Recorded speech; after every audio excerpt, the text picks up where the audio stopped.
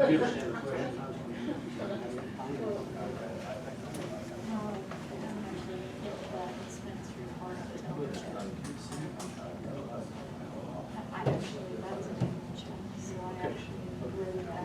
that's why I was using that. Expenses management. Okay. You answer your question. Pretty dry out there, Brad. 2 days without rain, I don't know what we're gonna do. You know, I've been pumping, I'd like to see some snow here. I don't like to eat already. Oh, no, bring on the heat. You know, it's funny, the grass has been growing so much, they mowed the golf course, and I was walking the other day, and the fairways look brown. I said, can't be that dry already. But, you know, the grass was long enough that it, when the motor laid down, and it just kind of gives that brown tint to it a little bit. With this heat and stuff like that, it's kind of like heat out there. I don't know, with meetings, I haven't been able to go.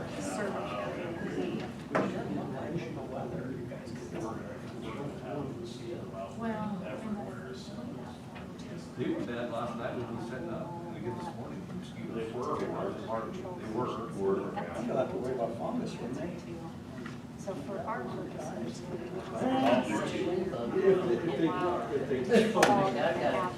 What I've been told is if they get out, you know, they're even like with just dews, if they get out and they mow the greens right away in the morning and you get that dew off it, it helps control the fungus. And they have fungicide they spray. And then if for some reason you can't get out and mow, you just kick the sprinklers on and get some water on there to wash the dew off. Helps also. The main thing is mowing early in the morning, get that dew off, and then also they have fungicide they can spray on. It's kind of like snow mold. You know, they have to spray for snow mold. Mold and the snow, but same thing. Oh, yeah. All right, I got 5 o'clock, so I can start this meeting called to order.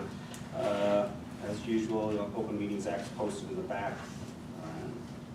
Maybe needs to read it or refer to it as back there for reference. Go ahead and do roll call. Greg, Here. Brad, Yes. Deb, Here. Skylar is absent. All right, let's rise and do the pledge of allegiance. Pledge allegiance to the flag of the United States of America and to the republic for which it stands, one nation, under God, indivisible, with liberty and justice for all.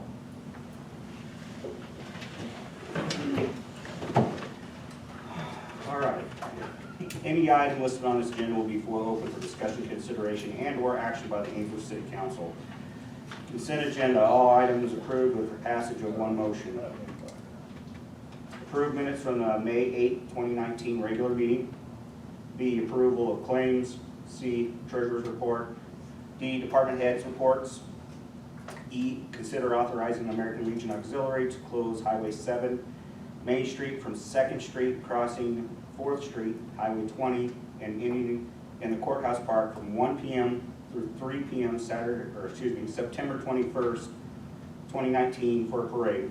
Also, the City of Ainsworth acknowledges the acceptance of all duties set out in subsection 2 of LB 589 NRS 39-1359, and that if a claim is made against the state, it shall indemnify, defend, and hold harmless the state from all claims, demands, actions, damages, and liability, including reasonable attorney's fees that may arise as a result of the special event.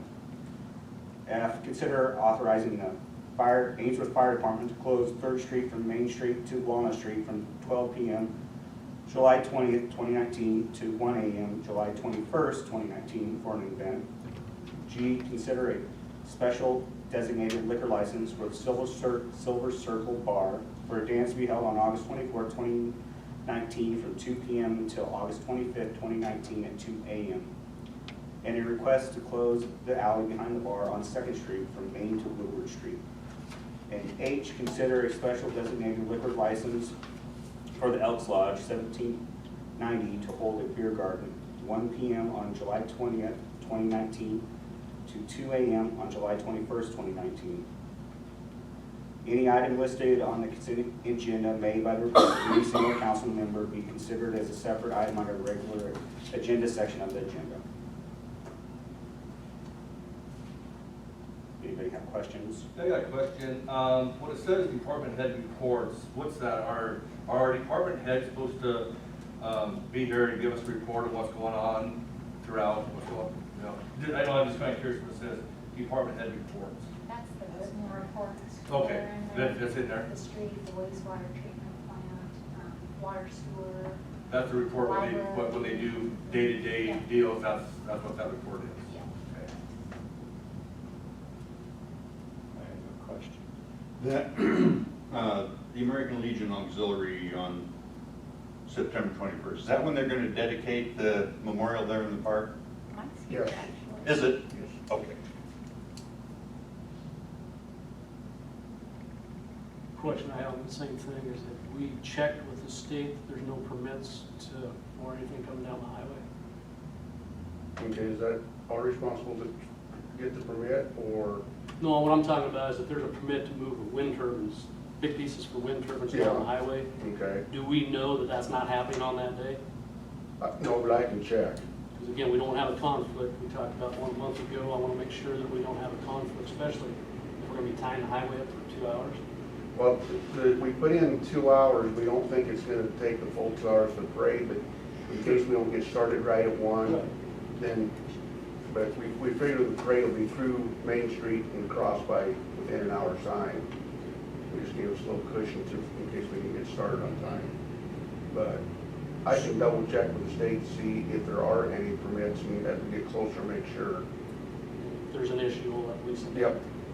And on that same line for the carnival, since that's several days, I did talk to Chuck and NDOT, and he put it out on 511. There's a ticket out there so that all of the oversized loads know to take an alternative route. Good. So we should be covered this year. Hopefully. Any other questions, comments?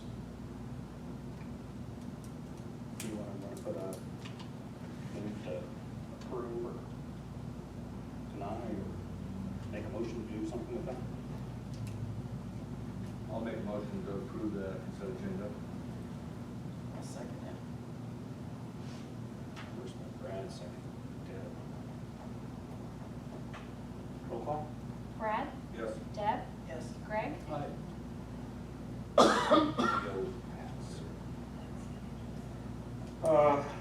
Three mayor's appointments and report. My report this time is, I just was looking at the brand bicycle ride yesterday, and that was a huge success, and I want to thank everybody for their assistance in that, along with the city workers, to the chamber, to everybody. They were very successful. There were a bunch of the riders from the brand and the staff said it was a great stop, and that they were highly impressed with what we provided for them. So I would like to thank the community and everybody that helped with that. That was outstanding, really was. So Well, on that same note, I'd like to also, city employees, I know JC worked his butt off. He did an excellent job out there, making sure the people out there got what they needed. If not, he found it for them.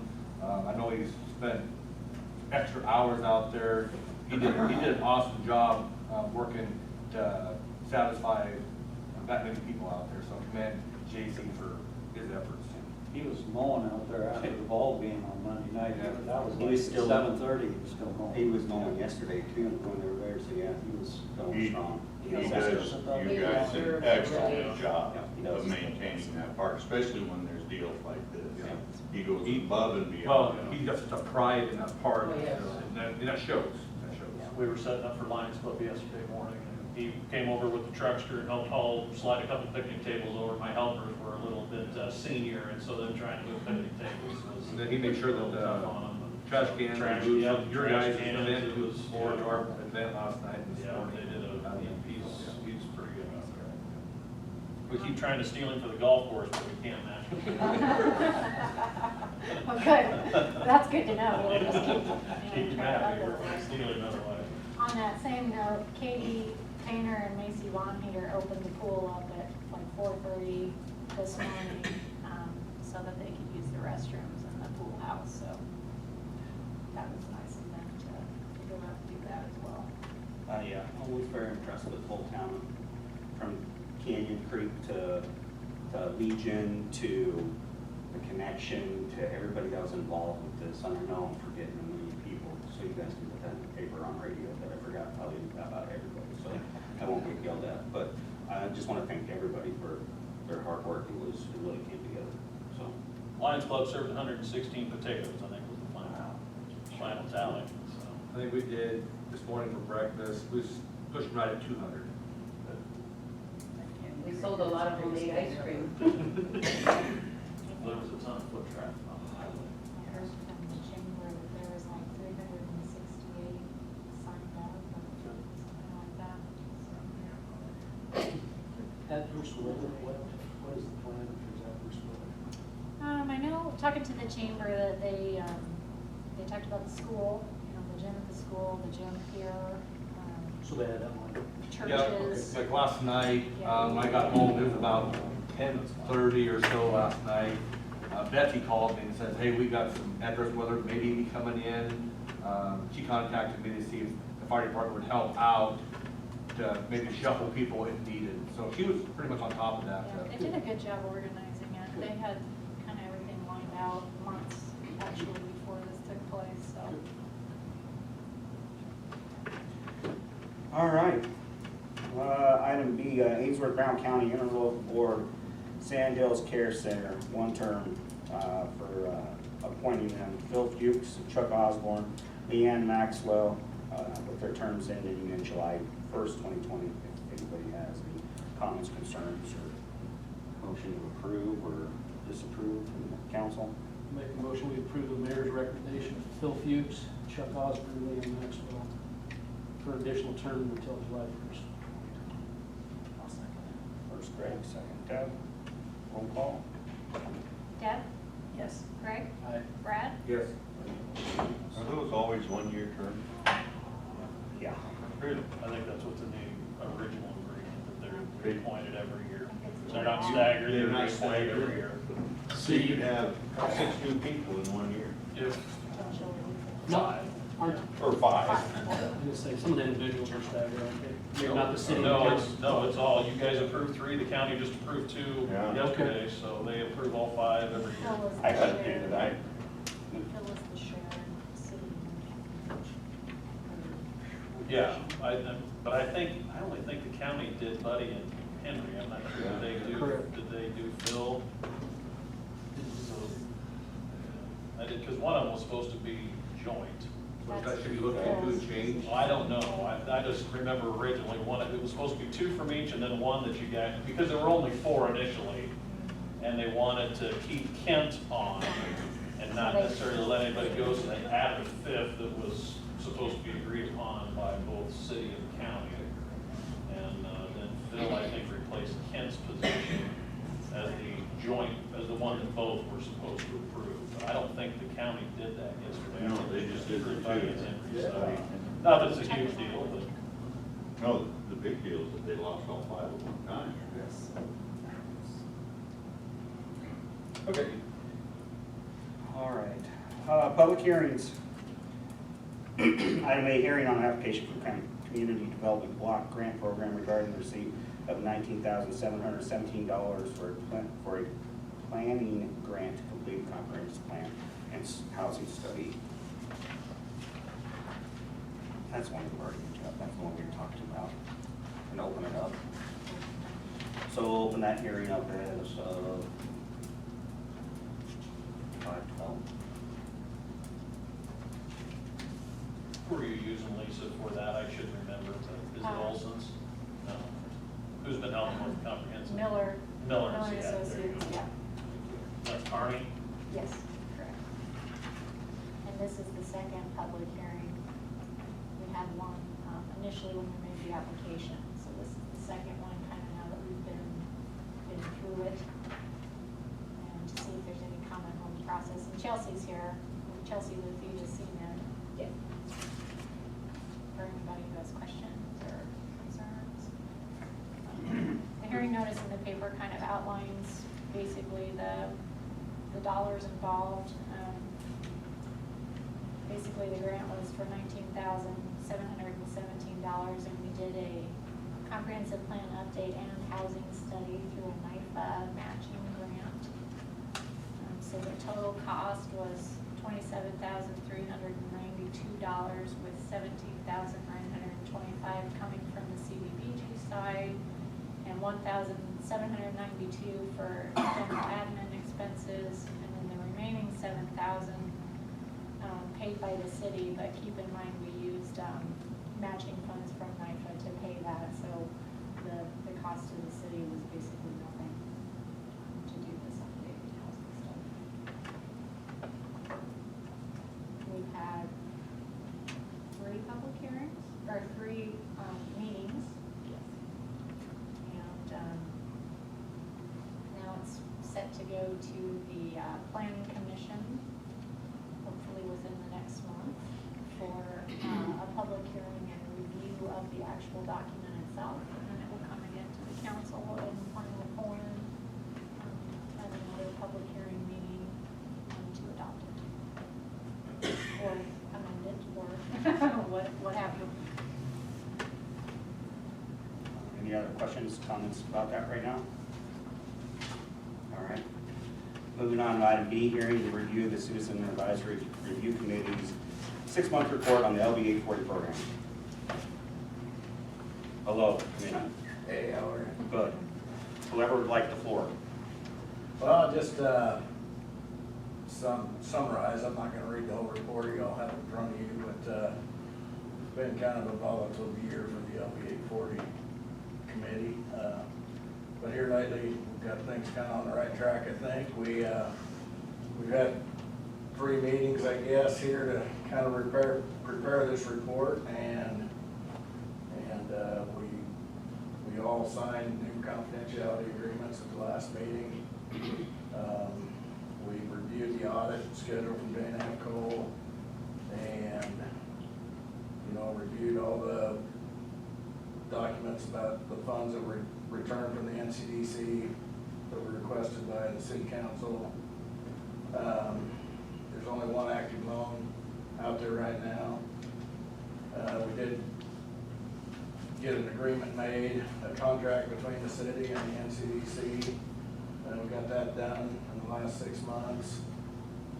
Professional recruitment, we amended the plan, which does allow for healthcare to be an eligible activity, but there's still some things we have to change there to make them a qualifying business, or we have to do something. We're still working on that, but we got one part of it done. Through all the changes that have occurred within the program, we've got a new LB 840 administrator. Lisa's our administrator, so she's been attending our committee meetings, and I think we're on the right track. We're hoping to continue to evolve and streamline, maybe, so we don't have any more audit issues in the future, and try to get something done on this professional recruitment. Any questions? You guys want anything to add to that? John, Kathy? Chris, you had mentioned that there was an issue trying to get the hospital to be a business or acceptable Yes, business. and I don't know the whole, I wasn't at our last meeting, I was not in attendance, but the hospital, I mean, we added it to our plan. Healthcare is a qualifying entity, I guess, but it has to be a qualifying business, and maybe Lisa can explain this Sure. better than I can. Yeah, basically what the hiccup is that currently it's a sort of a 2-tier review process, which I think was something that was misunderstood maybe, or not communicated well before. That we added it as an eligible activity, which needed to be done. Right. Because it wasn't listed as an eligible activity before. So that part of it is corrected. Where we have issues with the hospital, and even the care center, is that they are government-owned facilities, government-run facilities. And LB 150, amending LB 840, disallows that LB 840 money to be used toward a government or a political subdivision unless it's for infrastructure. They don't qualify. They don't qualify. They're not an eligible business by the fact that they are county-owned. If they were a private hospital, for sure that they would be eligible, there'd be no problem. So that was something I think that maybe wasn't I didn't necessarily know that was understood gonna be a initially. hiccup. So we're now working, John Werner, CEO at the hospital, and myself, and we've talked with Rick Ediger, kind of trying to come up with solutions to where the hospital can still capitalize on the LB 840 funding for recruitment, but in a way that it doesn't create hoops and obstacles for any of the employees that they might be trying to recruit. I know there are ways that we discussed, I think, last month. Are they an option or not? There are ways it can be done. I think that just from talks that I have participated in, there's not necessarily really efficient or good ways yet that we have figured out. Like, so I know John was working on his end. He has some attorneys that specialize in, healthcare, and so they were kind of creatively talking about different ways that he can problem solve it on his end to create, remove obstacles or create openings or what have you that will allow for that legally. And we're kind of just waiting to hear back from. Rick had no suggestions of He had how a other few. communities are doing it? Basically, one is that it become not a county-run hospital, which is probably not super realistic. Another one was that the professionals themselves could create a for-profit or even a not-for-profit entity that they worked through and then contracted services to the hospital. I understand there might be some tax incentives to the professional to do that. But I think the way that the hospital was looking at it might be that could just be another sort of obstacle to coming out here and working if they, if the professional had to do that. So we were kind of looking at other ways on the back end, kind of through a PEO or having kind of the payroll services maybe be a separate. Lisa, could they do that without having to without having to then contract themselves out to the hospital? I mean, could they be a hospital employee and then also have a private practice or Private LLC practice. outside of that? Sure, that would And be a. however much they're open as a private practice, it'd be paperwork, Yeah. but. Correct, Um, yes, that would be an eligible. But they wouldn't then have to be a separate contractor with the hospital. They could still have like they have in the past, have an Yeah. actual, Yeah. employee agreement with the hospital to do that separately. They can do that. That is one of the options, yes. Part of this evening, can we not get an entity, a community, that can be qualified business, that can basically do it for all entities, not just the hospital, but any and all entities? Is that a possibility? Potentially, if like you're talking about like a staffing agency or a recruitment agency. Call it what you want. I mean, yeah, that would be a qualifying business, how that would look is, who might be willing to do that, but yeah. Basically, it's just, the issue is just the fact that the hospital is just not ineligible. Totally understand. So if you can remove the political subdivision as the employer piece, then there's no issue. Because if we could do that, then it could be hospital, dentist. Well, dentist is private practice, so that's not an issue. right, you know. Right. Well, again, it It's depends on what it's it your is. hospital and care center, I mean, if it was Pretty much Cottonwood, just it- those yeah, two it's just your- entities. But if it goes to all one entity, Flo, I could see it being faster possibly too.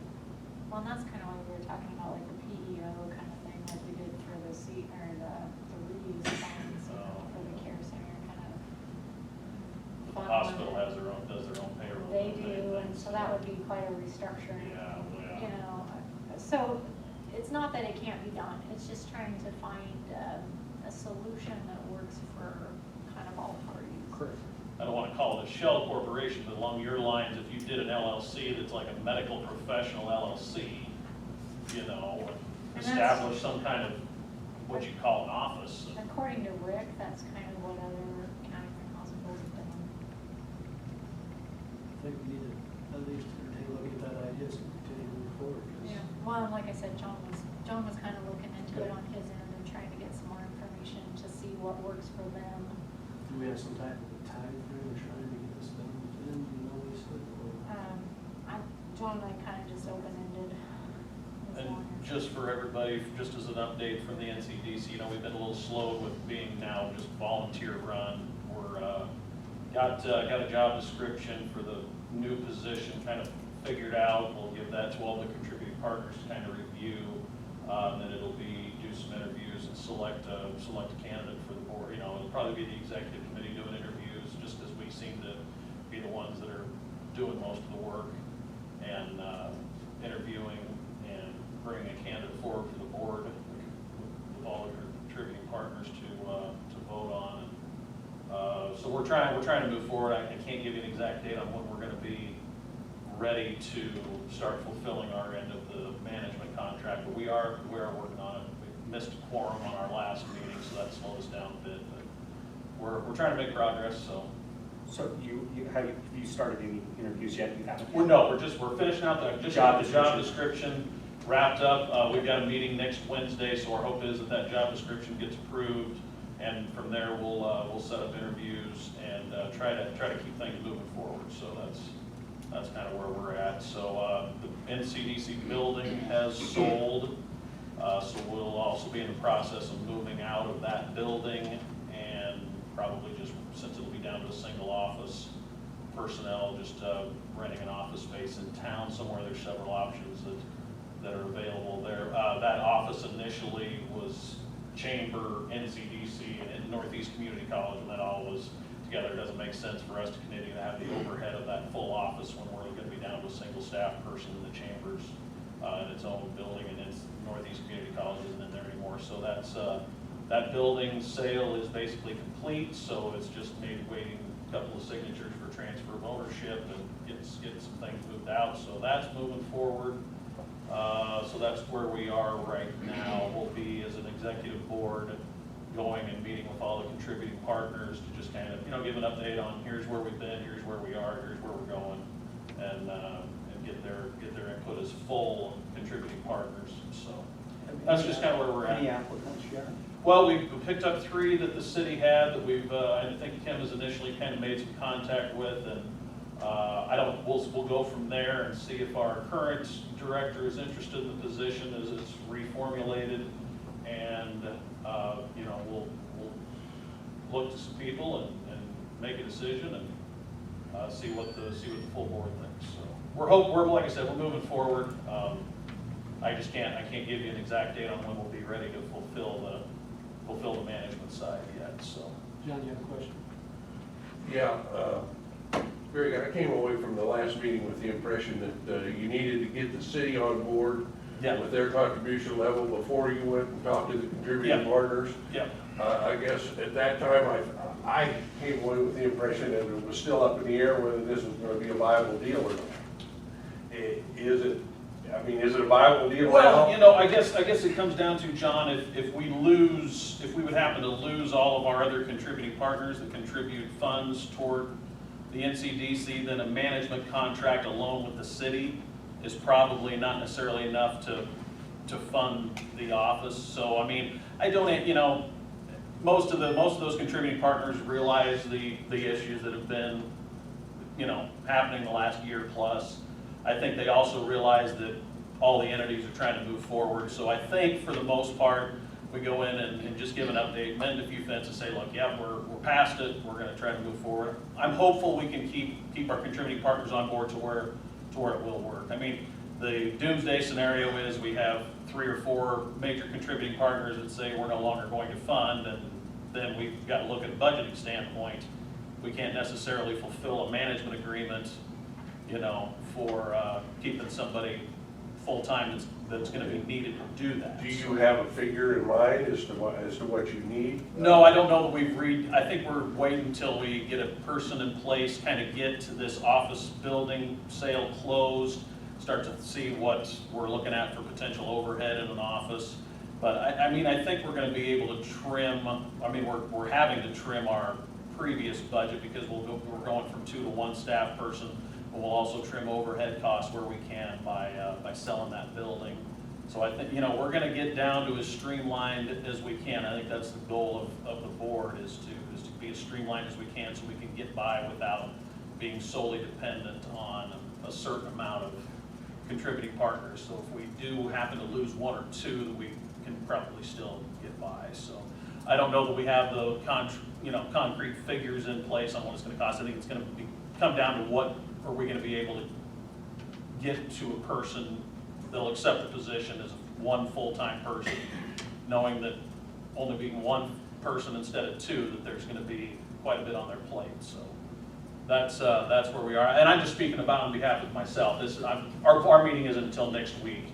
We typically meet the same day you guys do. So we're hoping to iron out some more things and keep moving forward in our meeting next week. So that's where we are anyway, but just wanted to, while you were talking about that, just thought we'd kind of give you an update. So Thanks. Great. Chris, you have anything else?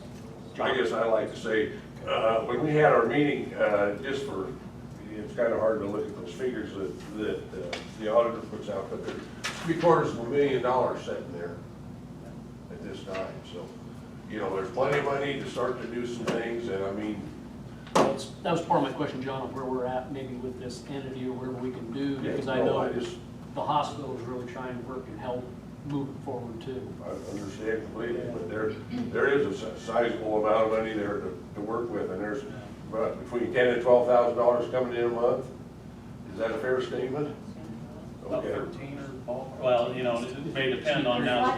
Yeah. From 11 to 14, basically. Yeah, And, you know, just there's say 10, give or take. you know. could be potential if there's any interest for some kind of major project on the east side of town, you know, if that'd be something that'd be nice to have structure in place, that if there's some interest in doing something with that, that we'd be able to Yeah. assist. So We've got a pretty good we're war trying to move forward, so. Has there been any conversations with anybody moving into Baumgart's building? Is anybody actively recruit? Oh, Baumgart's, yeah, Shopko's building. I have not heard of it, no. No. But So Cole's Development. coming in isn't true. the development company is still the owner of that property. They were just leasing to Shopko, and I don't think that has changed. So they're in charge of maintaining, mowing, keeping it up. Yeah. Hasn't been mowed since it's been closed. I know there was rumors running around town about it already, but yeah, there's nothing that's come through the city office, so. And And we we still know- hold a tip on that property, so if there was a change in ownership, we would know. And have we heard anything more on the investigation? No. Last month, I think I reported that I had met with state auditor and state patrol, and they did return my box of, all the documentation that had been gathered, if you will, by Dave Cole. But otherwise, no, I understand the state auditor is reviewing it, and state patrol is taking their direction from them, is how I understand it. So I haven't heard anything more. Any more questions? I just got one more comment on this professional recruitment. When we did this, when we amended this plan at one of our council meetings, I don't remember which one, we did have a conversation with Rick Henniger, and I myself, and I think the whole committee were under the understanding that this was all we needed to do. So This other hiccup came about afterwards, so.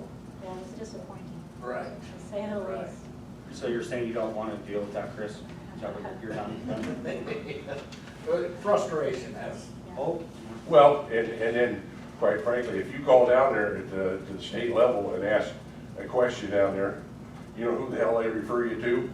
Him. I've done that twice.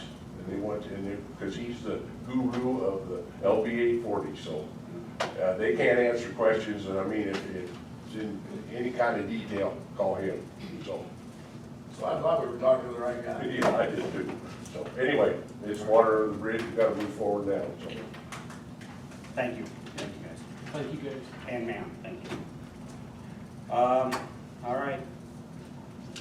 We'll go ahead and close out public hearing on the CDBG program. If anybody doesn't have any more comments about it or anything, close it at. No, CDGP first, too. And then, yeah.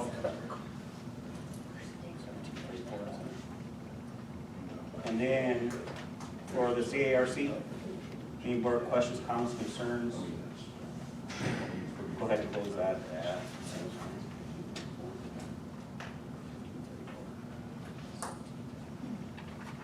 Okay. Old business, A, review of nuisance cleanup extension granted on 10/10/2018 to 355 South Woodward following a hearing request. Okay, so everybody should have these photographs in the packet there. These were taken from the sheriff's office on May 30th.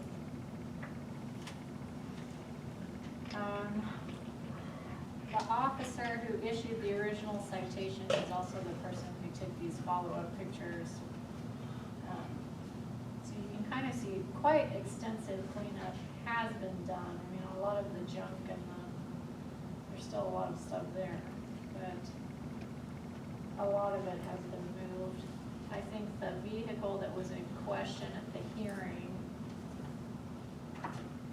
which was a 1994 F-250 4x4, I believe is gone, but there are a couple of new vehicles. Yeah, that white Dodge, you don't have any plates on it at all. The blue Ford truck doesn't, boat trailer doesn't. We just won't buy it. So we were, so anyway, I think perhaps the issue regarding the F-250 that was talked about in October has been resolved. It doesn't appear to be there. Well, one's good until July 19th, so but the other's in The car. So this will be the first sort of hearing of this new process, you know, of a re-review of cleanup. So I guess my presumption would be that action from the council would be prudent regarding the original citation and hearing request, whether you accept it or not. And then any additional items, if you probably need to be addressed separately via citation again. Starts the whole process all over again. It's gonna be on- Yeah. So we'll get a written report from the police department of the violations that we'll have to review Well, then that are this, above and beyond what we already know. well, I don't necessarily think so. I think that, you know, the matter at hand was the extension that was given to the original Right. citation. So, you know, we need to take action one way or another on that. And then anything additional, if you want something issued, you know, if, for example, the licensing on the vehicles or what have you, if we want that updated, I think we can ask BCSO to go out and issue another notice specifically addressing those issues.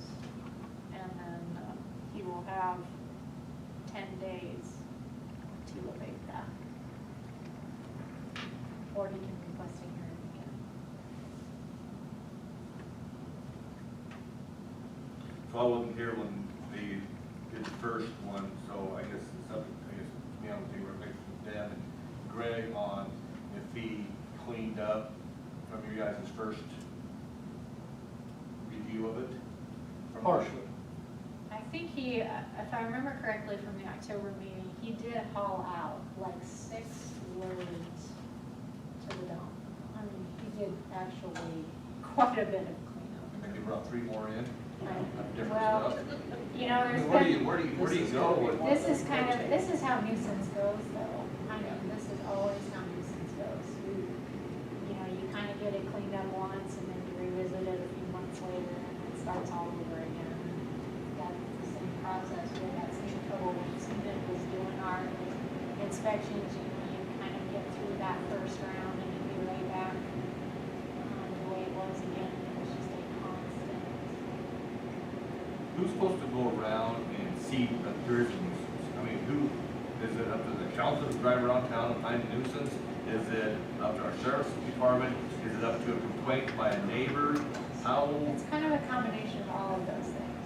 The sheriff's office, when they're patrolling, if they see certain nuisances, they can issue these notices as they're patrolling. Have you got any way, because I know there is, Isn't that what city ordinances say? there is a bunch. There is also This is since we started the sheriff's That's the Board of office Health. issuing notices. Are they mostly looking at expired vehicles, is A that? lot of it's vehicles, a lot of it can be, a lot of junk, you know, just mess, weeds. But like you said, when Cena was out here, the one that I remember, we went divided up and we looked at different areas the council did. If there's a building that has an open door or an open window, potential for a child to get in and get locked in, A public health issue. them were written up. And there are a lot, Brad and I have seen probably half a dozen tonight in our short trip. To me, the police see that all the time. They need to report that to us, correct? Write the citation. What's the process? Well, our process typically has been that they patrol, and if they see things, they'll write the notice. If they receive a complaint, which happens, BCSO gets complaints from citizens also, they will follow up with it, bring us copies of that. If we see things or we hear complaints, we report it to the BCSO. So it's kind of a revolving door of anybody who sees it, it all winds up back at BCSO eventually. It sounds like what you, the way you guys used to do it is a lot stricter than it is now. I mean, it looks like, because, It was more methodical. and I it would got, say. stuff happened. Got cleaned up. Well, Mm. Did it? Well, when we went through the process, When you guys had When they different came blocks, in- you guys had different areas, you could you get haven't this. seen it. It was more methodical because you actually had, a section. yeah, and you abated and, you know, but it was a lot of time, it was a lot of money. We kind of adopted this model because trying to take a more practical I understand approach. Right, most of the time, when they worked through, there was a grant they had We had a for 2 or grant. 3 The years, grant was otherwise long. it's pretty expensive. Yeah, I understand that. Plus, but when it you just seems like, abated, to me, it's almost like we're lax in our nuisance abatement, really lax. once you abate the nuisance too, then if the property owner won't clean it up, there was a little bit of concern about who does that. You know, we don't necessarily have the personnel, nor did we really truly think it was totally the city's role. Like, we didn't want to be that role in the community. Then the other question I had on that is, you reported on the last one that the judge gave him an extension. How can that possibly, I thought we were controlling that, how can a judge give? It's a misdemeanor. The process that we're working now is this is the notice, the warning. It's kind of like a fix-it ticket. Okay. So this gets given to them and signed by the officer on duty. They have 10 days to abate it or request a hearing with city council. So if they don't request a hearing, technically they're in violation. And then the sheriff's office can issue an actual citation for misdemeanor. And then they get a court appearance date assigned to them. The problem has been in the 3 cases that have gone to court appearance, the judge has stayed it 3 times. So they go in, and the person gives, you know, their justification for not having it done. And the judge has said, okay, well, here's another 3 months. You know, So they go back in 3 months at their court appearance and, oh, you know, still couldn't find time or whatever, and the judge gives them another 3 months. So it's not so much on our process, I think that it's not working, it's on the enforcement through the court system. And we were kind of actually talking about that in the office today, what you do about that if you can write the judge. And Well, people say they ask can get away them to with it, be they don't more have to do stern. anything, just seems like we're hitting a brick wall and That nothing's was, those were really really not, people going not to court changing. would be a deterrent enough. I don't know what's happening on these, because I'm assuming that they're saying they'll clean it up and the judge gives them a continuance yes. of the hearing. And then they're supposed to come in again and report as to what they've done. I don't know whether the sheriff's office is following up on it, or whether they're not reporting to the judge, or The what's going on. sheriff's office has relayed to me Because they are the witnesses that they would have to use as the sheriff's office people. that individuals are appearing, but they're kind of giving testimony to the judge, you know, my chainsaw is not working, or, you know, I really tried, I went, and I got there, and my equipment failed, and I couldn't get it done. So is the police department also at this hearing? Well, Bruce sits in on all court hearings, I believe. I don't know if the deputies I do. doubt it, I doubt it. Would that be a way to say, yes, you argued that extension, we looked at, nothing's It being should done? We dispute that, and couldn't they do that if they're our monitor, if you will? It shouldn't be the city has to do that, that's part of the responsibility of what we pay the police department for, correct? Okay. Have you worked through your city attorney? Because I would imagine he's got to be the one that's there, The prosecutor. yeah, as well, No. to the point where at least, because otherwise he can also argue on your behalf. Yeah, and maybe that's the starting point, is to visit with Andy. Yeah, it might be, because he might be caught up to speed on what you, because, you know, he just got in November, so it might be worth just a conversation with him, because I'm guessing if it's a court-related offense, that he'll be on the other side of it. Yeah, So yeah, maybe he can be your advocate for saying, hey, enough's enough, we give you time. yeah. That probably carries much more weight than anything.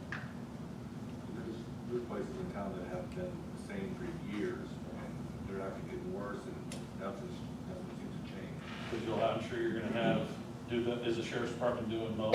Is that part of it, the 10-day for mowing too? I'm sure you're gonna be getting into that again. We've actually posted 26 notices, giving them 5 business days to mow. If they don't do it within the 5 days, we will report it to the sheriff's office and have them issue a citation. Since I brought it up at the last council meeting, has there been any notices given about mowing grass in the streets? Not to my knowledge. Because I just see the same ones occurring over and over again. Weekly. Weekly, and I talked to Bruce about it, and he says that's the city job. Well, we're posting on all the grass and weed things. Several citizens come and talking about it. We posted on 26. There's been a posting about the mowing of the grass, I don't know how many postings, but. I know it's been on the For the radio. grass it's been and on the road. No, what does posting mean? It's basically, it lists the ordinance and tells them they're in violation. It's very It's put on simple. it's posted on Put the on property. Yeah. Oh, So if they're absentee, then they just The don't see sheriff's it. office is sending by mail Oh, to vacant properties or like lots, empty lots. So 26 just this week, you know, we kind of keep a list as our guys are out and about and we ourselves. So we just go through the same process of what we were talking about before, not cleaning up? Or Correct. go to court potentially and have a Correct. hearing It's on it? the same process.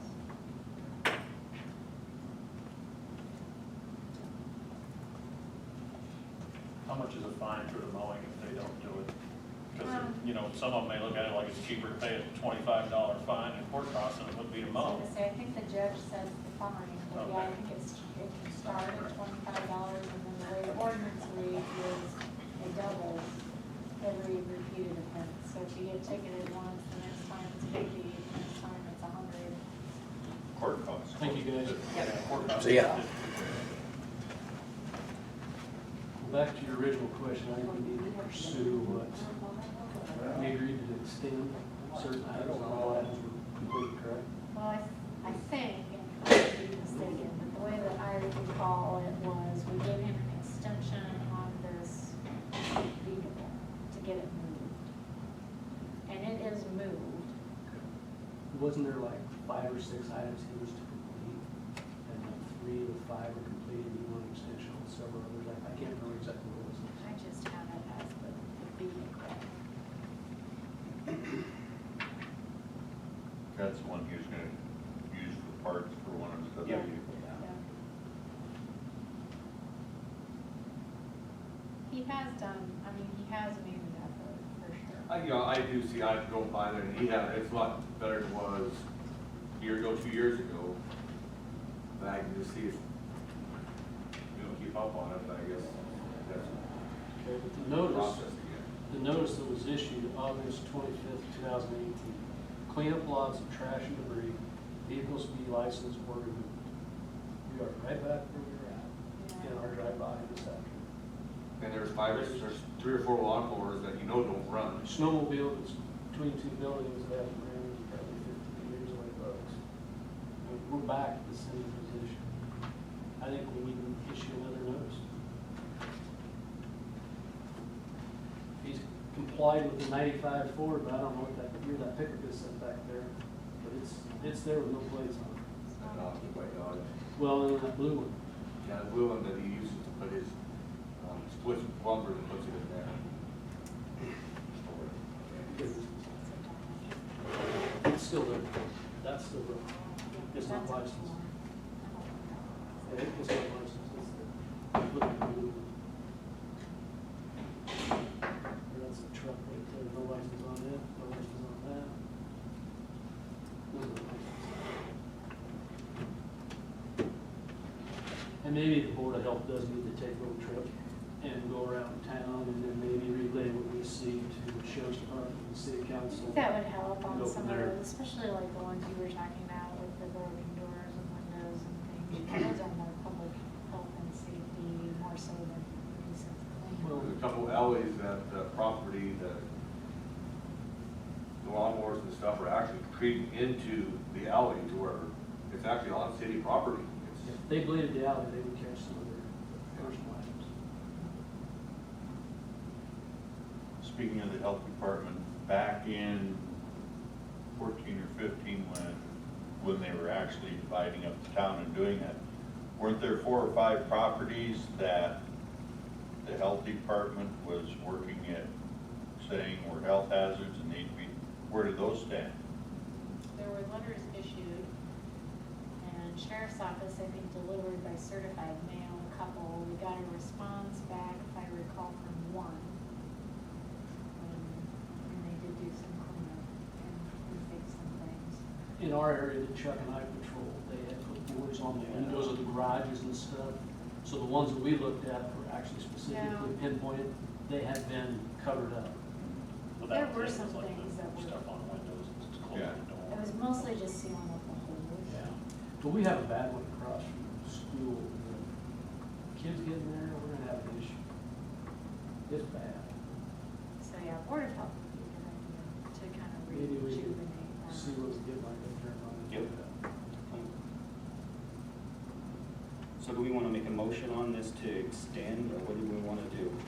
I think, I'll make a motion that we consider the first action complete, but that we need to, maybe we need to make it in 2 separate motions. I think we should, I'll make a motion that we consider this nuisance abatement complete, The original one. the original one.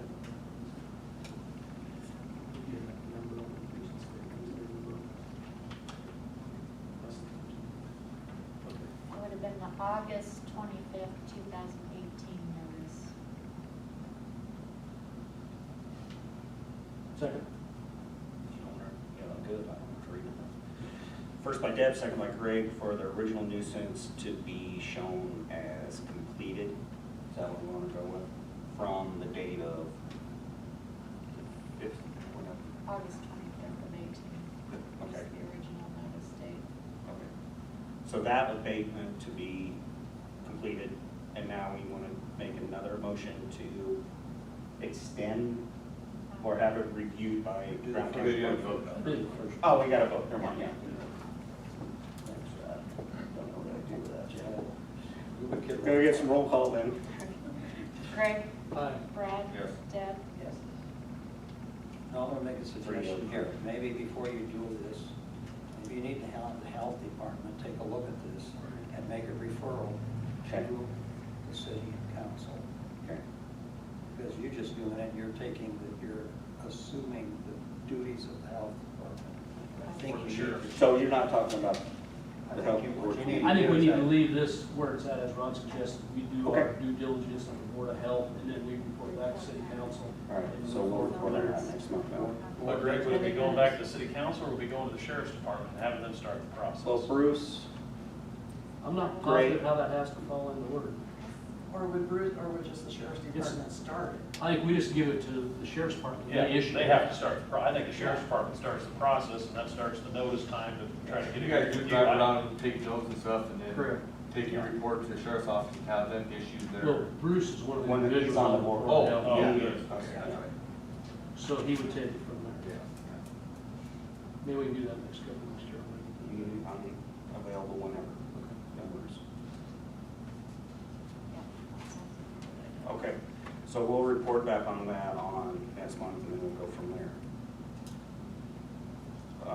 Item B, discuss and consider proposals regarding the street shop building expansion. Okay, we did get one more.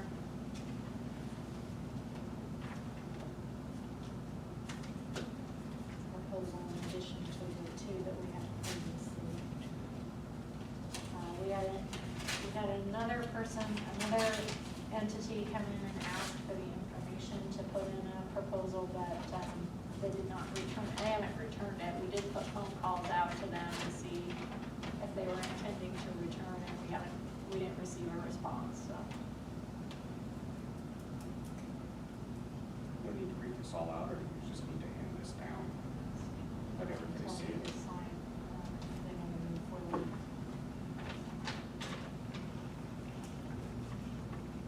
And what were the other ones at? You know? How were the specs drawn up for this? Was it like what Monty draw up the specs, or, Actually, was this before, like, Green Gable did it. We had had an estimate from 5 years Okay. prior from them to do this. It just never got done. I don't know if it was never funded or never, we kind of picked it back up again and had them resubmit it with new numbers. Of course, the price about doubled. That's the old one that we had already. And this one. And we got another one here. Those are detailed bids. This is not very That is detailed. based off of this drawing. Basically, this is the drawing that was given to And everyone. one of your bids has one large door, one bid has two large doors. We're not comparing two of the apples to apples either. We're gonna look through, you know what I see. Is there? And this is for where we're at? Yeah, you'd be on the west side of the street shop building. Oh, for the street, the building addition, yeah, okay, okay.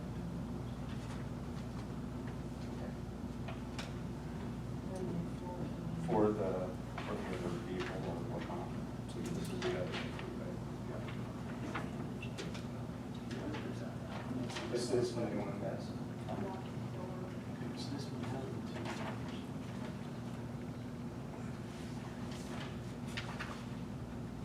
Yes, sir. Who did we contact locally? How did we do that, if I may ask? A lot of them heard it on the radio, but we also, Monty referred a couple to come in and give the specs. So Bramer Construction would have been one that came in and asked, and Halleck Construction was the other. He's the one who did this. Second question I have. size-wise, as big as the lot is, and I realize we're trying to keep it within our budget, how much more room do we have to go west? Because it seems like the building's never big enough. No, I know. Yeah. So if we're gonna make this type of an addition, what's the maximum amount we can go to the west? Well, I think to be able to pull in and get it turned, I could be wrong, I actually haven't asked that question to Monty, but. Well, I asked you, I said, can you go further west? And he goes, potentially, but we have that gate on that northwest corner. Move the gate to the west side. I mean, is it large enough with this dimension? And my question to him, he goes, well, no, that's not big enough. I said, well, then what is? What would be ideal would be to acquire another property and just build a whole other shop, but that's probably not practical or in the foreseeable future, because it's hard to find So the property. city doesn't own what's west of there, and the grass, that's ours? Street. This is the street to the Goes corner. through the street. It's all fenced in. Right now, there's I like thought there a was a gravel fence. pile. Yeah, but I There's thought there was things a parked. fence was closer to the building, I didn't think it was fenced all the way to the curb. Pretty To the close. west side. It's to the west side. It goes to the west side. There's a gate on the northwest Probably corner, within 10 for feet of the access that they don't street. utilize Within right 10 feet of now. the street. Okay. but it is an access point. Okay. And Lonnie and I did So visit about, pull through. yeah. Okay. You know, that was the other thing that Brad and I talked about, you know, I understand they're put the doors on the south for snow purposes, but in some ways, would it be nice to have a door on both sides so we can pull straight through for whatever the case may be? Or if you got one in, one in, you can do something to get it out, and get the doors. And again, not trying to second guess this guy's design, but what do we really want? And is this input from Monty in this, or is this just drawn up by them? I believe it was input from Monty, Okay. I did not ask him. because that's how the rating authority got put into place. And this is gonna be heated, right? Yes.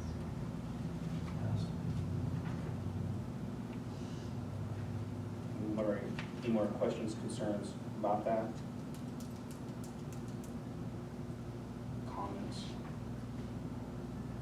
Do we want to wait then until we talk to Monty to make sure that this is what we want, good enough size, or is this something? Well, it's kind of like a house, you know, you get it big enough, you just find more stuff to put in.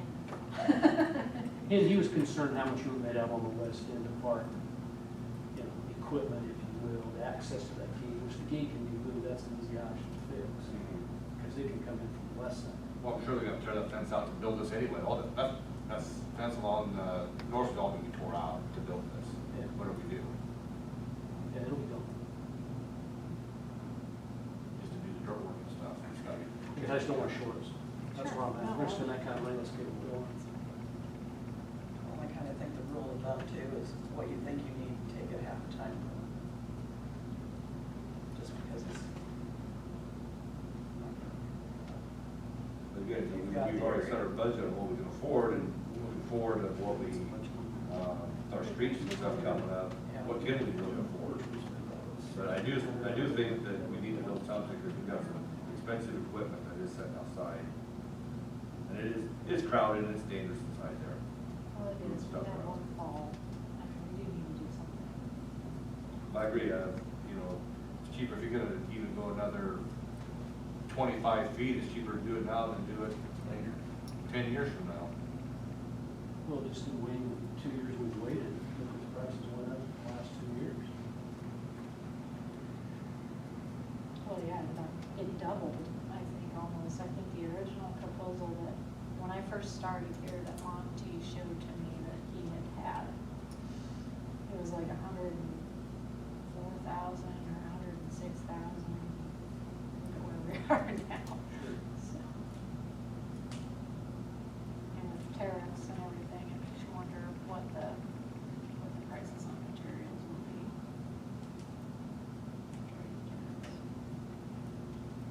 Any recommendations by city council members on what to do? Or what they want to do?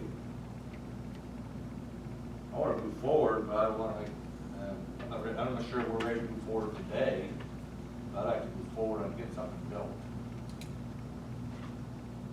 I guess I wouldn't mind, right if you're willing to meet Monty and those guys that work in the shop, get their input, and make a decision from there. If they think that it's large enough and they're comfortable with that, then that's fine. If we need to consider another 20 feet or whatever on it, look at that, see what those costs are, if we can keep it close to that 200,000. We can at least consider it. But I agree with Brad, we need to move forward. All right, so Brad, you want to get a hold of them, talk to them, bring it back to council and we can go on? So I guess I'll make a motion to table this till the next meeting. If that's what you guys want to do, yeah. So we tabled it last time, but like I said, we need to get something and get it done before winter flies again, so that's not decided.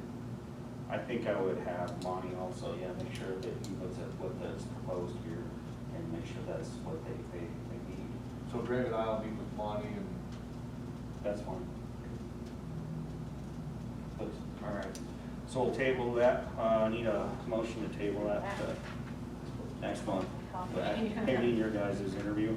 I'll make a motion to table the bid proposal on the new city edition, street department edition. Can we talk to Greg and I talk to Monty until next meeting? Okay. First by Brad, second. Second. Greg. Roll call. Brad, Yes. Deb, Yes. Greg, Greg will pass.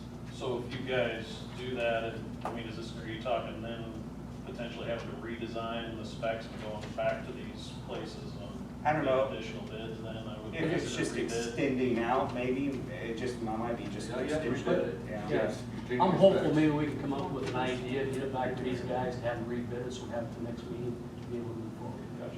If, I would say, take this stuff down there, and if this is still, if it's good for them, and it's something that they're gonna go with, let's just push forward. and Are on this you stuff. under the threshold, or do you have to go through the bid process again with advertising for bids if you change it? We would. If it changes, yeah. Yeah, that's, I mean, I just, have to restart the process. Yeah. Right. You know, it's me, you know, when you're looking at one bid and they got the drawings and stuff, and you pretty much see what you're getting, then you got two other bids that just got a dollar amount there and just some writing, and then what are you really getting? You got a $60,000 swing between two bids, that's a lot. Yeah, so what are you getting, what are we missing out on the one that's the cheapest? You know, I could go with the cheapest bid for, but you hurt yourself by going that way. Most times you come up with the plans and submit them to the company and they do the bids from your plan. yeah, that's what I asked. Right, You guys would that's, do it was the gone off design. this from. I understand that.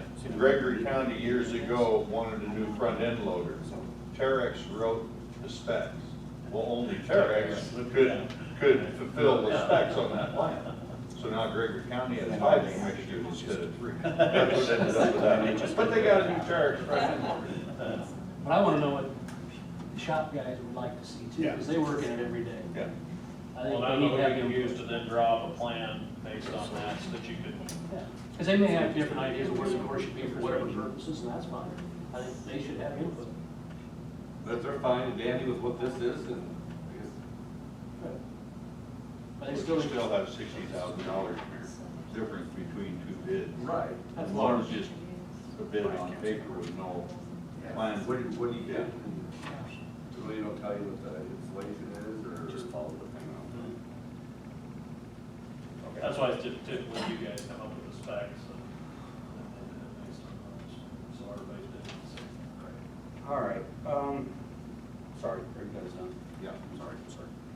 Regular agenda, A, consider ordinance 1541 interim financing in the amount of $200,000. Okay, he's the person who done this, so. That's okay. Right now, we're sitting at about $150,000 in expenses that we've already paid out of the sewer fund. So if you will recall from prior meetings, we did hearings and resolutions for reimbursement, financing. That's basically what this is. It's all part of the big construction loan financing, but this kind of allows us to pay ourselves back.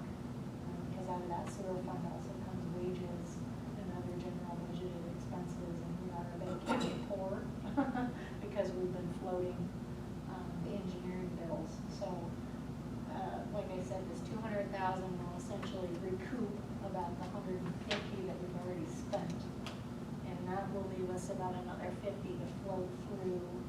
through the bid phase and up through construction, which we will have to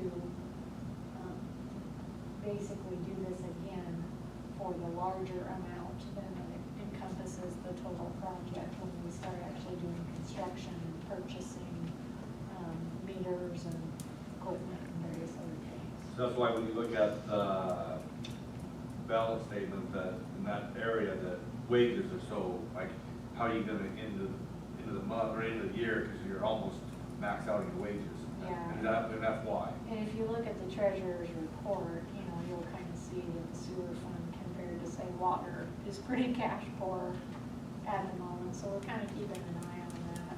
But this will certainly help us with that issue.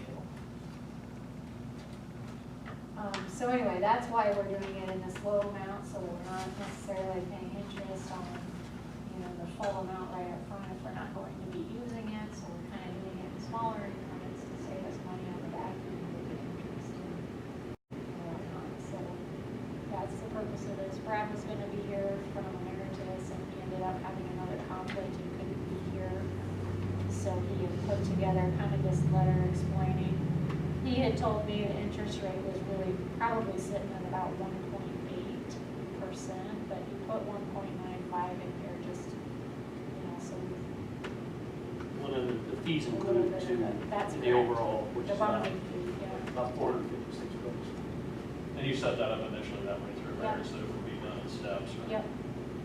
So this is There's no kind of, reason to borrow if we don't need to pay the interest, so. this is, you know, and we're looking at hopefully going to bid this fall, and then hopefully construction next year. So we shouldn't probably, unless something crazy changes on the timeline, we shouldn't have to take out more funding probably until end of this year, hopefully. So You said construction probably next spring. that's what I think, yeah.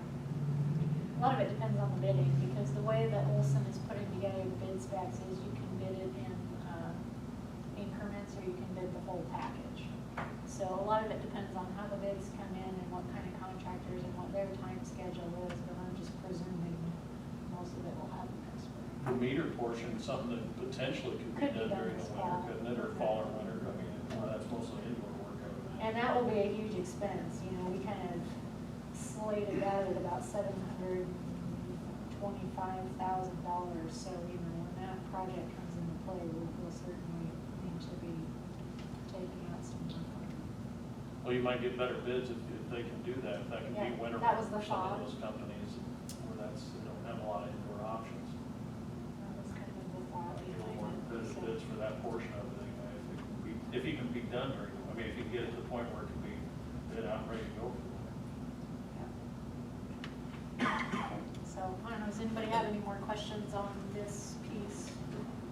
And then the maturity date is July 22, is that correct? 2022, yeah, that was his advice, given that that gives us lots of time to meet that requirement, you know, can always be taken out, obviously sooner than that. All right. As it is an ordinance, there's a rule on the 3 readings, so whoever introduces it, we would also have to have a motion to waive the 3 readings in order to pass it at this meeting. So I just need whoever wants to introduce it, give it to them, and they can read this. Sure, that would be good. One of us, the council members, there's gonna be parts for you all to play, so I don't care who wants to go first and introduce this. Anyone? Right. If you just, the paragraph there, yep, that one, and then when we get to the second council member, we'll have to hand that down. You need to introduce ordinance number 1541, entitled an ordinance providing for the issuance of sewer utility bond, anticipation notes, series 2019, in the amount of and not to exceed $200,000, for the purpose of paying the cost of constructing sewer improvements within the city of Ainsworth, Nebraska. Agreeing to issue bonds to pay the notes and accrued interest at maturity. Prescribing the form of this notes, authorizing the sale and delivery of the notes to the purchaser, and ordering this publication, the ordinance in pamphlet form. And do I need to also recommend waive? If you would like to make that motion. Yeah. To the minutes. Where's that at? It's right there, right after it. That you can- Okay, and then also to suspend the 3 readings.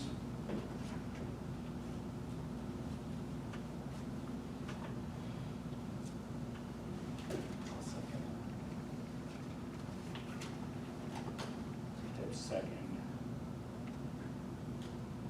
Motion to suspend the rule and appoint roll call over the motion. Following council members voted yea. Roll call on that then? Brad?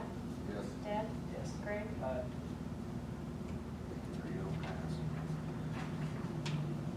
And then, do I need to keep going here for the title and transfer thereafter? Need to keep going on that? Oh, sorry. Okay, so that's now what now? If somebody wants to move for final passage of the ordinance. Does anybody want to move to the final passage of the I'll move for the final passage of the ordinance.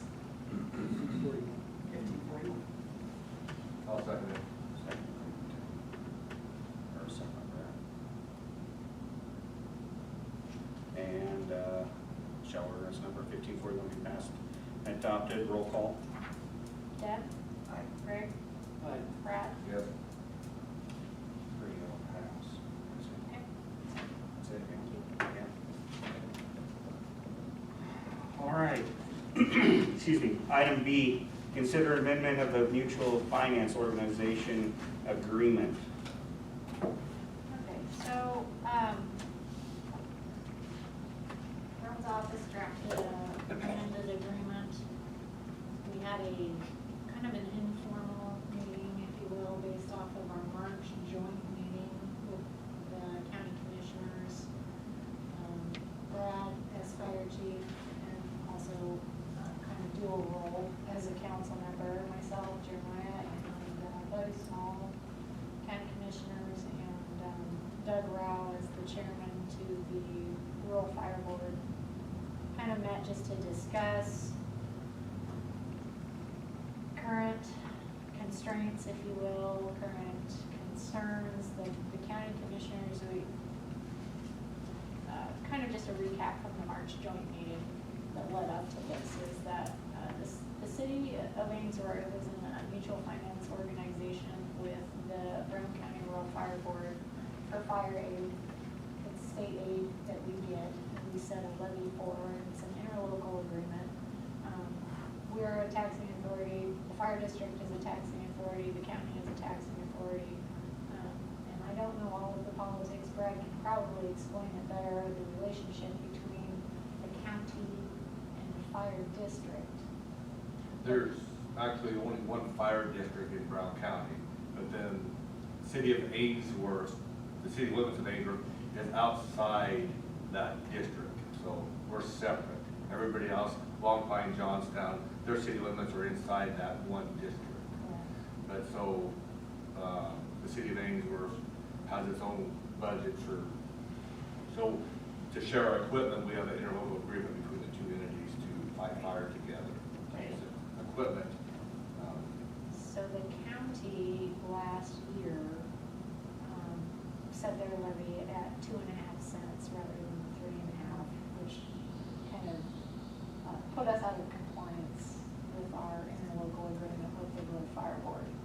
So to try to mend those fences and get back on track, we had a joint meeting in March with the county commissioners, make sure we were all on the same page so that we could be in compliance with what we submit to the state office for aid, because the state office frowns upon our not upholding our agreements.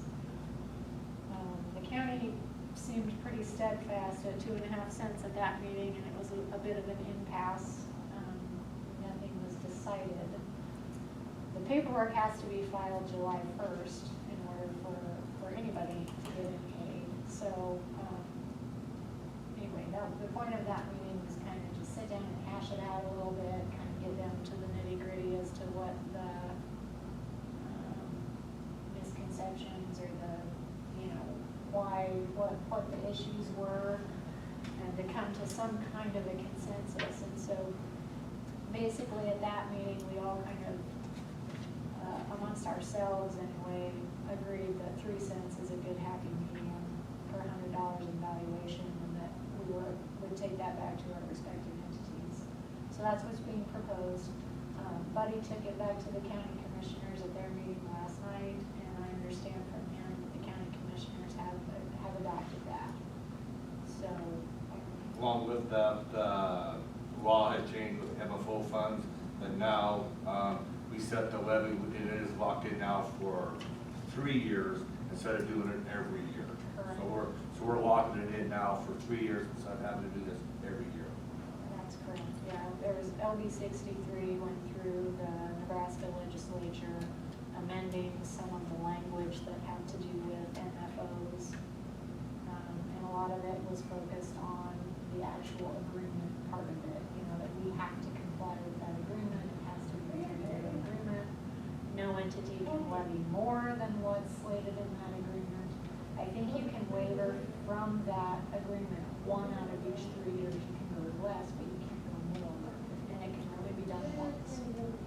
You can't go more, even if you would do a separate election like we did after 2012, where they voted an additional 6 after the wildfires. I mean, is that?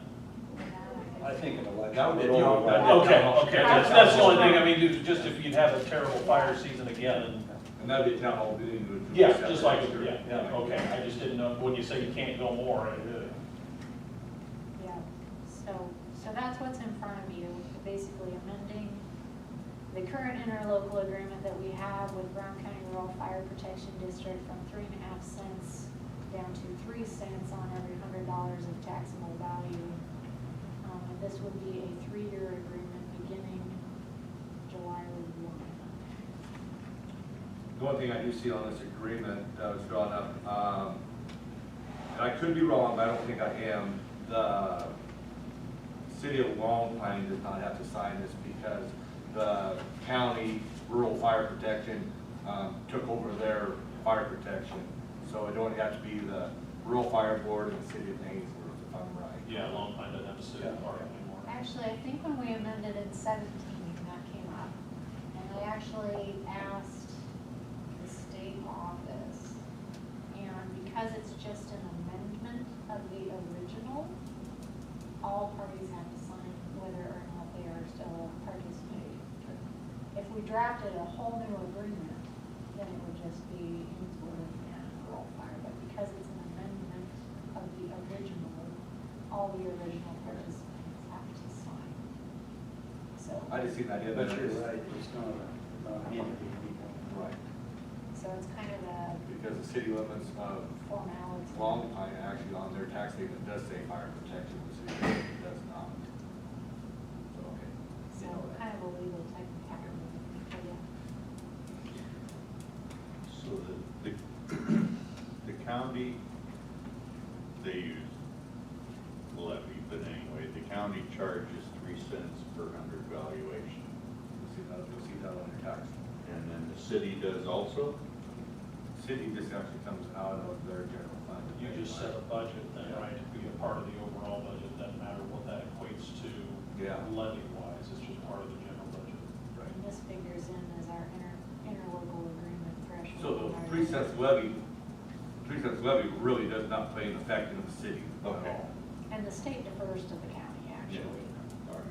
Yeah. I just, you know, Yeah, it's glancing through it, confusing. almost sounds like, you know, the county passed their 3 cents per 100, and now it looks like you're passing 3 cents, so the city would be, city individual would be paying 6 instead of 3, but no, okay. Well, the valuation inside the city is so much less than the county overall. I'm guessing with your budget, I mean, for people in the city, it's probably more than, probably equates to more than 3 cents. If you just took it out what your budget is on the overall city levy, I would think. I mean, just because there isn't the value in valuation in the city.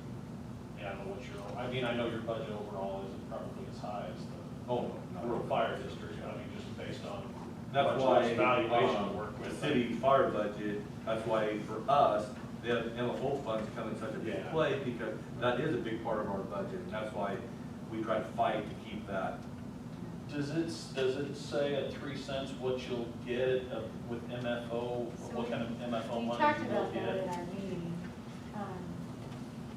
At 2.5, basically, well, so at 3.5, we were projected to get $29,310 total. That's total, total aid, and then that's divided by population. So the city was projected to get 16,770, and the county was projected to get 12,630. What we actually received from the state in total was 26,207.30, because we didn't follow our agreement. Received 26. So that's a difference of $207. $3,000 by 1 cent per valuation. So, And they were, the county's approved 2.5, not what we Correct. approved is 3. so we're projecting a decrease maybe of around $1,500 in total by dropping down to 3 cents. So that's just an MFO, you know, obviously there's more repercussions on the county side for loading. And then keep in mind that $1,500 is the split between county and city also.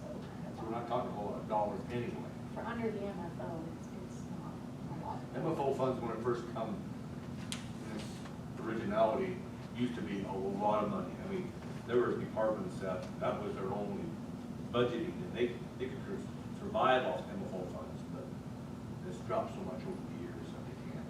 But, you know, one of the things we talked about at our meeting was, you know, if you, just to replace a truck at $400,000, that takes a lot of years of $16,000 to get $400,000 to replace a truck. You know? So, And the city's truck is at that point. I mean, not yet, but it's getting close. and another point that, you know, we talked about, I didn't know this, until you had told me, is that how much it affects your homeowner insurance, your property insurance. If our equipment is graded, you know, subpar, everybody's insurance goes up. So You go to if you're an not insurance paying it agent. through a levy, you're gonna pay it on the back end through your homeowner insurance. You wouldn't go to get insurance for your property, your home, that insurance agent's gonna look at that town's MFO rating or ISO rating to rate that. Yeah, I really haven't. Similar to your hail rating or that. Yep. So it is an important thing for the community. We're not talking big dollars, but, you know, if you don't pay it here, you're gonna pay it over here. So better to be prepared and proactive. in my opinion. All right. Any more questions, comments? We'll just do a recommendation to approve the MFO at 3% then? Yeah. Okay. Anybody want to do a motion to approve MFO to 3%? I'll make a motion to increase or to approve 3 cents MFO agreement with Brown County Rural Fire Board. First by Brad, second. Second? Second by Greg. Roll call. Deb? Aye. Greg? Aye. Brad? Yes. There you go, pass. Item C, City Administrator, Clerks, and Treasurer Report. So kind of highlighted the MFO already here. This month, a lot of it was just spent on streets and FEMA stuff. A couple of meetings with the project manager again, and working on the documentation. My understanding from the last meeting with them, they will not be sending a site inspector here. So it's pretty critical that our documentation is in order before we start the projects. If we shortchange ourselves on the documentation, we're just out that market. So the guys right now have been working on GPS coordinates on all of the locations and width, length, and depth dimensions on all of the projects. Once we get all of that basically finalized, which we're hoping to do this week, he can submit, FEMA, our project manager can submit that to another department within FEMA to start reviewing projects. And he sort of insinuated to me that likely all of it will be grouped into probably 2 big projects. good or bad? I think that's good considering, from my standpoint, administratively anyway, it's trying to For keep dollar track of wise each little stuff. pothole here or there has been pretty monotonous, so. But you're still gonna have to pay for all the repairs first and then get reimbursed, right? So are you guys, I mean, is that, you guys gonna have the budget ability to do the repairs now? Because a lot of times it's a year before you get reimbursement. Now, maybe that'll be sped up with the disaster. Well, declaration. I've talked to people up and down the line to the eastern part, and there's some people that got paid within, That have received money. that already received their money, and then there are other ones saying, the FEMA's telling them 2-3 years. Yeah. So I think it depends on, number one, how good your documentation is in order, from what I've gathered in my meetings with him. And number two, how quickly, once you complete a project, you get all your information turned into them for reimbursement. If you can do that quickly, I think, as of what he was describing, your reimbursement can be processed fairly quickly. Well, You know, in your the past, documentation is, they kind of want to know an estimate of what it's going to cost. Do we have any idea about how much damage we have with? Lloyd is working on that. He's got an individual that's going to be coming here and putting all of that together for us, because one of the things that I wanted to talk to you guys about was Lloyd had kind of pitched to FEMA,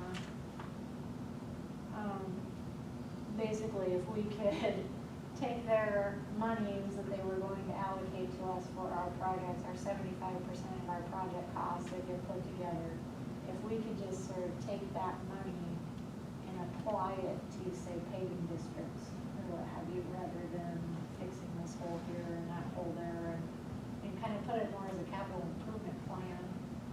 They mixed that pretty quickly. It's a FEMA dollars are strictly repair, replace to existing. So there was a mitigation, a lady from their mitigation department that was here in that initial meeting. We would have heard her talking, and she,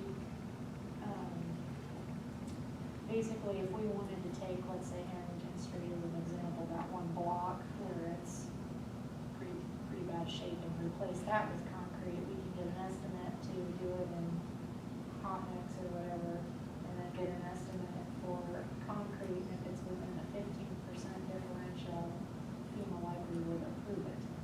If not, it's questionable whether or not they would approve doing that. But to apply it to like a general paving district was not going to be allowed. Your best chance for mitigation money would likely be something over on the west end where you have, had to Something actually in the close 1 and 6. streets because of water drainage. I mean, as far as mitigation, because with that, you're trying to prevent future flooding issues or whatever it might be. My question to Lloyd was, if say you went through the process to get the mitigation fund and say put that one block chunk of Harrington in this concrete, then if you turn around and do the paving district, that same year or the next year or within 3 years or what have you, as a contractor, do you have to tear that back out to do that, or can you, how does that work exactly? And is that a wise use of our time and effort, or would it be, better to just put it back like it was and then try to put together a capital improvement plan for paving districts and just do it then? I would say if we could, the long term would be the best thing we could do. Sure. You're talking, The paving I mean, district. yeah, in that special release spot in that area right there, but then how does that work with the residential areas there? They still have to do the same thing we've done in those other paving districts, correct? Correct, Okay. yeah.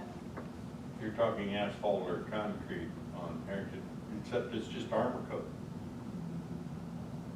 But you said if it's within 15%, we can utilize those funds from FEMA and go ahead and concrete, if that's what we decide. Yeah, the armor coat isn't anywhere near asphalt or concrete, is the problem. If we put it back to Even original, asphalt would be It'd be- 15% of concrete. If you put it back to original, you're going to go in an armor coat. A lot of times too with your FEMA funding, the holdup isn't necessarily from the federal government releasing the funds, it's the funds pass through NEMA then, and that's where a lot of times in past issues, especially with county side, where those funds have been held up. It's the state getting them out after they've been sent to FEMA. And when you look at statewide, what there's gonna be, just be prepared, it may be even longer than normal. Because a lot, like I said, even if FEMA releases the money initially, it may take the state a lot longer than it normally even does to get that redirected out.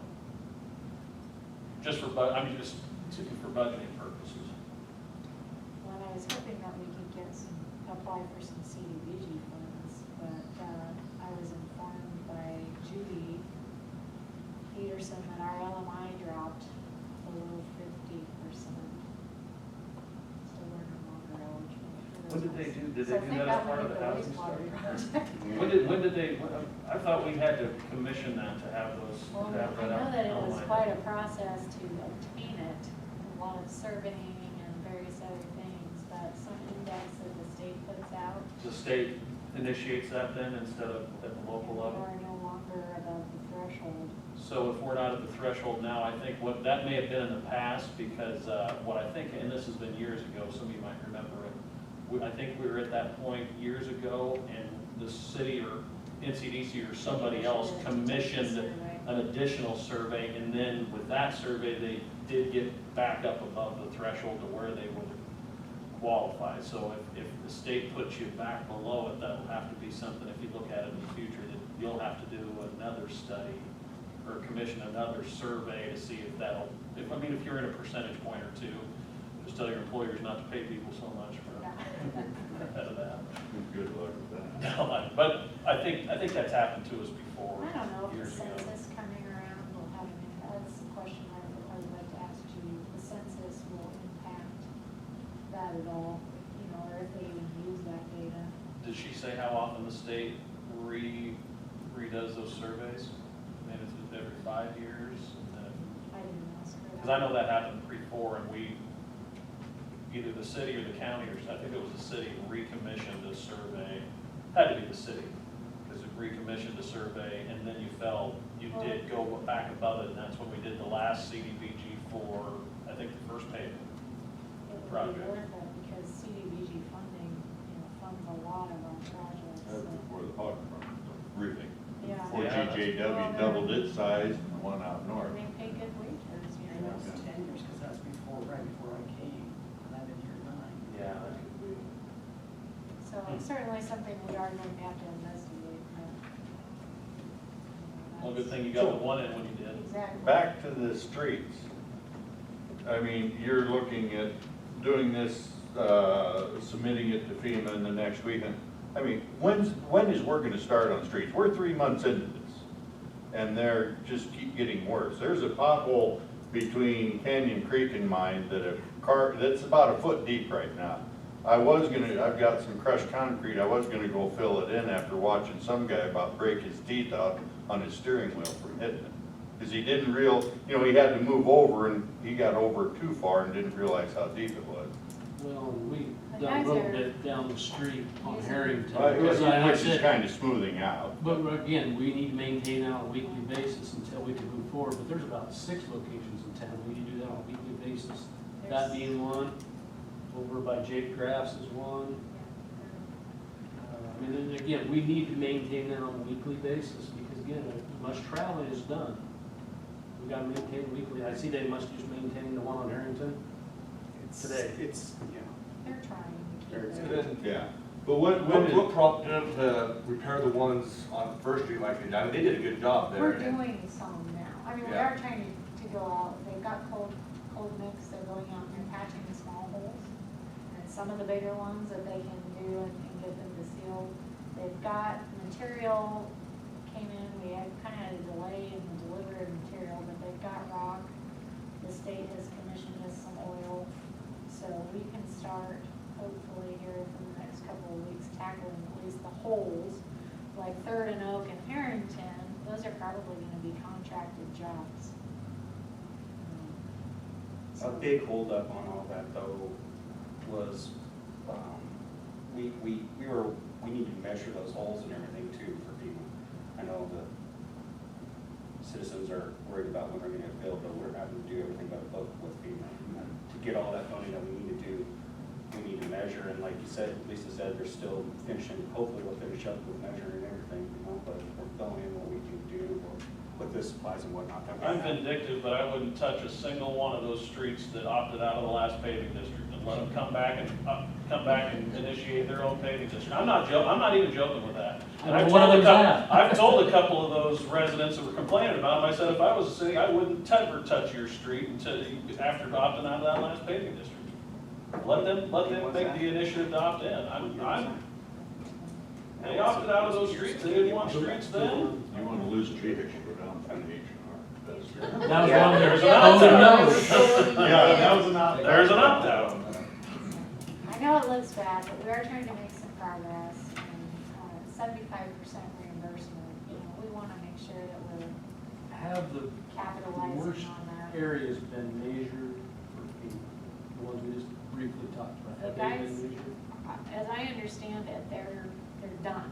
Okay. So tomorrow I'm gonna try to get the list, and we're gonna try to have everything sent to Dominic by the end of this week. So again, realistically, like they've done on the south end of Harrington, we can do in those other areas. And I realize it's just a short-term fix, but at least we're doing something, especially in those areas, because they're bad. They are. Who did that for the city? Who did the measure? No, we're, We- The City city employees, is- on the street. You keep track of are we able to kind of recoup some of their time FEMA. and There's a stuff? lot of documentation, yeah, keeping track of their time, the equipment used, there's a, I mean, anywhere that we can get some reimbursement, believe me, we're trying to do a good job to maximize our ability to get reimbursed. So it's taking a while, and I apologize for that, but we're working on it. Well, if you need some crushed rock, Belmont or whoever, you can come over and take a little bit out of mine, fill that one in, 'cause it's deep.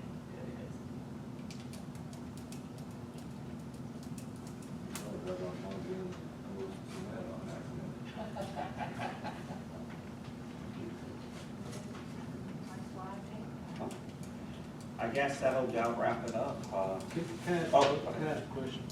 Chairman? Yeah.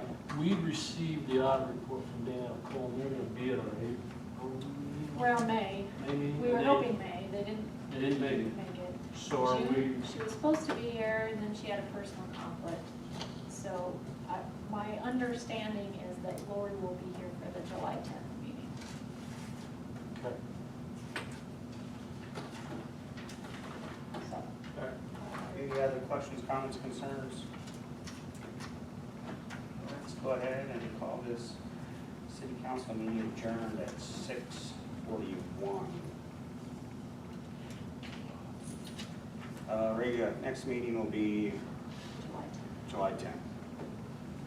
And Greg, you are still putting out stuff about the detour on Oak Street. Yep, we had it on news today and it's on the website, so it's, And I don't know if you I can. don't know how, I don't know if you can flash red lights on the website or something for that, because people are blowing those stop signs. And I don't know how you can miss them when they're right there in the middle